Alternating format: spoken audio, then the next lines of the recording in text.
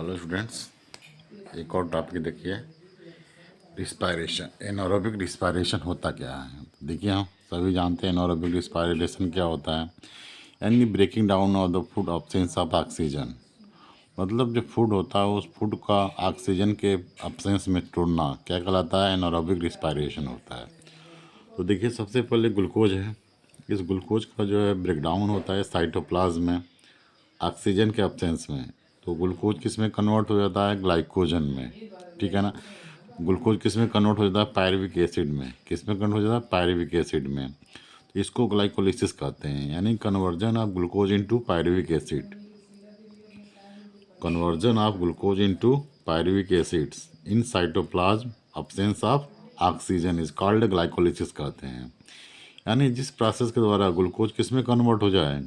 Pyruvic acid में convert हो जाए, उसको ग्लाइकोलिसिस कहते हैं। और ग्लाइकोलिसिस का दूसरा नाम क्या है? ईएमपी पाथवे कहते हैं, याद रखिएगा। कभी कभी पूछता है कि ग्लाइकोलिसिस का दूसरा नाम क्या है? EMP pathway. यानी इमीडिएट मेयर पार्नस 3 साइंटिस्टों ने मिलकर इसका डिस्कवर किया था। 3 साइंटिस्टों ने मिलकर ग्लाइकोलिसिस का डिस्कवर किया था। ठीक है। ग्लाइकोलिसिस का मतलब होता है ग्लूकोज प्लस लाइसिन, यानी ग्लूकोज का टूटना। यानी ग्लूकोज टूट कर क्या बनता है? पायरुविक एसिड बनता है। अब देखिए आगे, यह पायरुविक एसिड आगे चलकर कोएंजाइम बनता है। क्या बनता है? कोएंजाइम।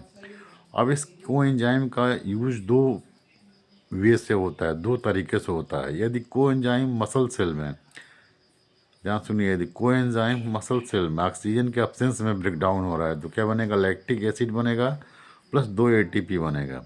यानी कोएंजाइम ह्यूमन के मसल सेल में आगे चल के इसका ब्रेक डाउन होगा तो क्या बनेगा? लैक्टिक एसिड बनेगा और 2 एटीपी बनेगा। दूसरी तरफ यदि कोएंजाइम का ईस्ट और बैक्टीरिया में ब्रेक डाउन हो रहा है तो क्या बनेगा? एथेनॉल बनेगा और कार्बन डाइऑक्साइड और 2 एटीपी बनेगा।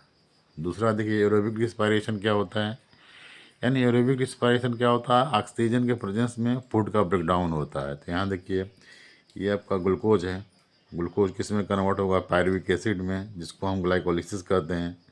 इसका दूसरा नाम है ईएमपी पाथवे। अब पायरुविक एसिड से क्या बनेगा? कोएंजाइम बनेगा। अब कोएंजाइम जाएगा माइटोकॉन्ड्रिया में। माइटोकॉन्ड्रिया में क्रेब्स साइकिल होगा। क्रेब्स साइकिल का दूसरा नाम क्या है? टीसीए, मतलब टाई कार्बोक्सिलिक एसिड साइकिल होता है। और माइटोकॉन्ड्रिया में कोएंजाइम का ब्रेकडाउन में क्या प्रोड्यूस होगा? कार्बन डाइऑक्साइड प्रोड्यूस होगा, वाटर और 38 एटीपी प्रोड्यूस होगा। इसलिए माइटोकॉन्ड्रिया को power house of the cell कहते हैं।